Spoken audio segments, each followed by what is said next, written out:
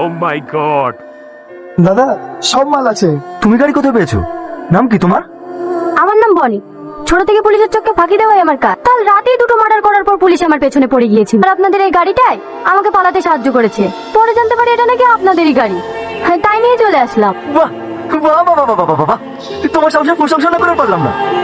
এই এতগুলো পুলিশের চোখে ফাঁকি দিয়ে গাড়ি নিয়ে আসা ইয়া যাত্রা করবো না। বলো বলো তুমি কি চাও? হ্যাঁ, বলেন কি দিতে পারবেন? 5 লাখ 10 লাখ 15 লাখ 20 লাখ তুমি যা চাইবা। এইটুকু মেহনতের জন্য 20 লাখ লাগবে না। কাজ দেবেন আপনার কাছে? হ্যাঁ এই তো দেখছি মেঘনা চাইতেই জল।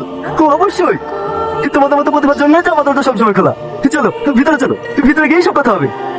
হাতটা ছাড়েন। হ্যাঁ হ্যাঁ